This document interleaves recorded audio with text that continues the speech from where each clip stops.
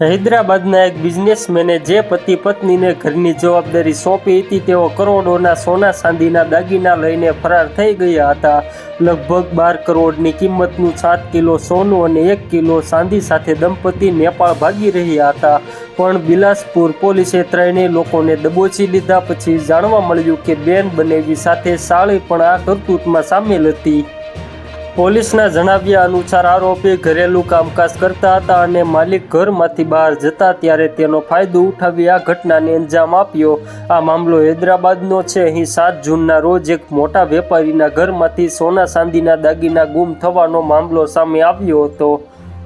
શરૂઆતમાં એક બ્લાઇન્ડ કેસની માફક લાગતો હતો, એટલે કે પોલીસ પાસે કોઈ પ્રત્યક્ષ પુરાવા નહોતા. તેલંગાણા પોલીસ પોતાની રીતે તપાસ કરી રહી હતી.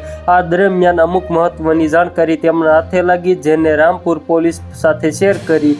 રામપુરના પોલીસ અધિક્ષક સામેન્દ્ર મીનાના જણાવ્યા અનુસાર તેલંગાણા પોલીસની ટીમ સતત ટેકનિકલ સર્વેલન્સ દ્વારા શંકાસ્પદ ગતિવિધિઓ પર નજર રાખી રહી હતી. પોલીસના જણાવ્યા અનુસાર આરોપીઓ પાસેથી લગભગ 7 કિલો સોનું અને લગભગ 1 કિલો ચાંદી મળી આવ્યું. તેની અનુમાનિત કિંમત લગભગ 12 કરોડ રૂપિયા હોવાનું કહેવાય છે. ધરપકડ કરાયેલા તમામ આરોપીઓ નેપાળના રહેવાસી છે. તો મિત્રો, હાલ માટે એટલું જ. ફ્રી મળીએ નવી અપડેટ અને નવા સમાચાર સાથે. તે પહેલાં ખાસ કરીને વિડીયોને એક લાઇક અને RTV ગુજરાતી ન્યૂઝ યુટ્યુબ ચેનલને ખાસ કરીને સબસ્ક્રાઈબ કરવાનું ભૂલતા નહીં મિત્રો.